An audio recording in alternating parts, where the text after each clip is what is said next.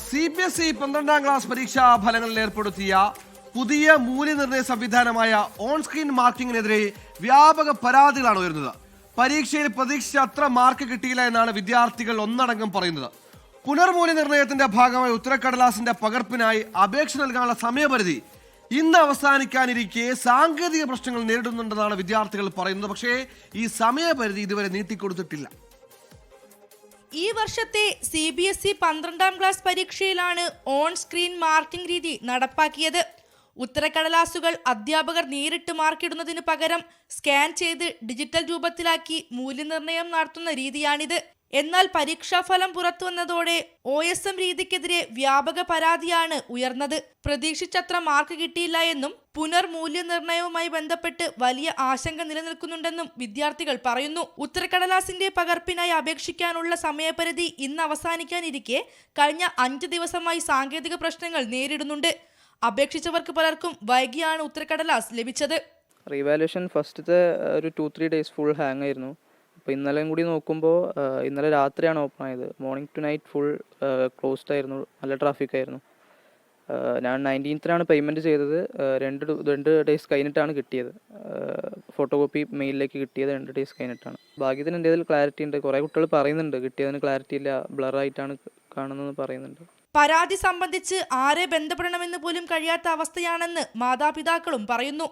സൈറ്റിൽ കുറേ number mention ചെയ്തിട്ടുണ്ട്. ടോൾ ഫ്രീ ആണെന്ന് പറഞ്ഞിട്ട് ഏകദേശം ഒരു 8-10 നമ്പറിൻ്റെ അടുത്ത് ലാൻഡ് ഫോൺ നമ്പറായിട്ടും ടോൾ ഫ്രീ നമ്പറായിട്ടും ഇവർ കൊടുത്തിട്ടുണ്ട്. പക്ഷേ ഈ നമ്പറിലൊന്നും വിളിച്ചിട്ട് വേണ്ടത്ര റെസ്പോൺസ് ഇല്ല. വിഷയത്തിൽ വ്യക്തമായ ഉത്തരം ഇപ്പോഴും CBSEയിൽ നിന്ന് സ്കൂളുകൾക്ക് ലഭിച്ചിട്ടില്ലെന്ന് കേരള CBSE മാനേജ്മെന്റ് അസോസിയേഷൻ രക്ഷാധികാരി ഇബ്രാഹിം ഖാൻ പറഞ്ഞു. ആ പുനർമൂല്യം കൊടുക്കുന്നത് ഒരു തീയതി നിശ്ചയിച്ചിരുന്നു. ആ ദിവസത്തിനുള്ളിൽ ആൻസർ ബുക്ക് ഇവർക്ക് കിട്ടിയിട്ടില്ല. പലർക്കും 10,000-കണക്കിന് വിദ്യാർത്ഥികൾക്ക്. അപ്പോൾ അവർക്ക് അത് കൊടുക്കാൻ പറ്റാത്തതുകൊണ്ട് അവർക്ക് മറ്റേ ഈ എഞ്ചിനീയറിംഗൊക്കെ അപേക്ഷിക്കാൻ പറ്റുന്നില്ല.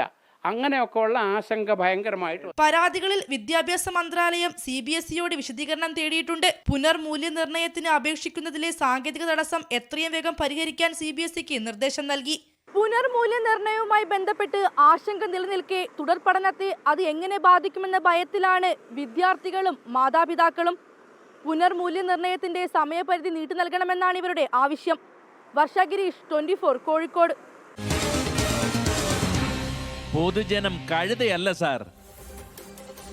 കാലത്തിനൊത്ത് കോലം മാറണം എന്ന് പറയുന്നത് ശരിയാണ്. പക്ഷെ അത്തരം പരിഷ്കാരങ്ങൾ ഉണ്ടാകുമ്പോൾ കൃത്യമായി കൂടിയാലോചനകൾ ഉണ്ടാകണം. അതില്ലെങ്കിൽ ഇത്തരത്തിൽ ലക്ഷക്കണക്കിന് വിദ്യാർത്ഥികളുടെ ഭാവിയാണ് തുലാസിലാകുന്നത്.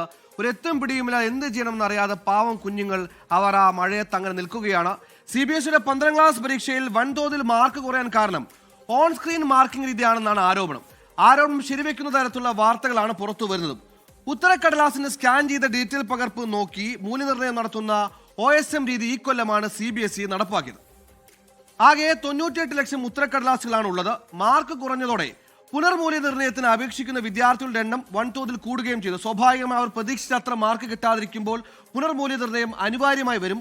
ഉത്തരക്കടലാസിന് സ്കാൻ ചെയ്ത പകർപ്പ് ഇത്തരത്തിൽ ശേഖരിച്ചപ്പോഴാണ് OSM രീതിയിലെ വീഴ്ച വ്യക്തമായത്. അതായത് പരിഷ്കരണം കൊണ്ട് ഒരു സംവിധാനം പരിഷ്കരിച്ചതുകൊണ്ടാണ് അവരുടെ മാർക്ക് നഷ്ടപ്പെട്ടത്, എഴുതിയതിലെ തെറ്റുകൊണ്ടല്ലെന്ന് അവർക്ക് വ്യക്തമായി തോന്നുന്നത്.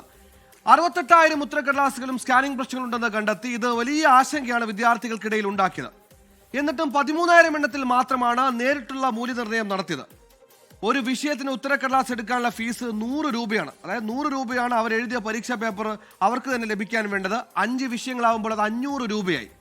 എന്നാൽ ഓൺലൈനിൽ ഈ പറയുന്ന 100 രൂപയ്ക്ക് പകരം ഓൺലൈൻ പേയ്മെന്റ് പോർട്ടൽ കാണുന്ന 69,420 രൂപയാണ്.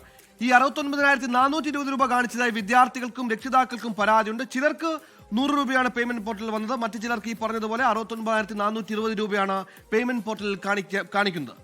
CBSE 12ാം ക്ലാസ് പുനർമൂല്യനിർണ്ണയത്തിന് അപേക്ഷിക്കാനുള്ള സമയപരിധി ഇന്ന് അവസാനിക്കും. അതായത് ഏറെക്കുറെ അവസാനിക്കാൻ മണിക്കൂറുകൾ മാത്രമാണ് ബാക്കി. എന്നാൽ വെബ്സൈറ്റിന് സാങ്കേതിക തകരാറുണ്ടെന്ന് വിദ്യാർത്ഥികൾ ഒരേ സ്വരത്തിൽ പറയുന്നു. ഒരു വിധത്തിൽ CBSE ഇത് അംഗീകരിക്കുകയും ചെയ്യുന്നു. വെബ്സൈറ്റിലെ പ്രശ്നങ്ങൾ പരിഗണിച്ച് സമയപരിധി നീട്ടി നൽകണമെന്നാണ് വിദ്യാർത്ഥികളുടെ ആവശ്യം. പക്ഷേ ഇതിൽ അനുഭാവപൂർവമായ നിലപാട് ഇതുവരെ CBSE സ്വീകരിച്ചിട്ടില്ല. 2 ദിവസം ചില സാങ്കേതിക പ്രശ്നങ്ങൾ ഉണ്ടായതായി സ്ഥിരീകരിച്ച CBSE ഫീസുമായി ബന്ധപ്പെട്ടുണ്ടായ പ്രശ്നങ്ങൾ പരിഹരിക്കുമെന്ന് പേരൊരു സർക്കുലർ ഇറക്കിയിട്ടുണ്ട്. അപ്പോഴും ഉത്തരക്കടലാസിന്റെ പകർപ്പിന് അപേക്ഷ നൽകുന്നുള്ള അവസാന തീയതി ഇന്ന് തീരും. ഇന്ന് തീരാനിരിക്കെ എന്ത് ചെയ്യണമെന്ന ആശങ്കയിലാണ് പാവപ്പെട്ട വിദ്യാർത്ഥികളും രക്ഷിതാക്കളും ഉള്ളത്. വലിയ ആശങ്കയാണത്.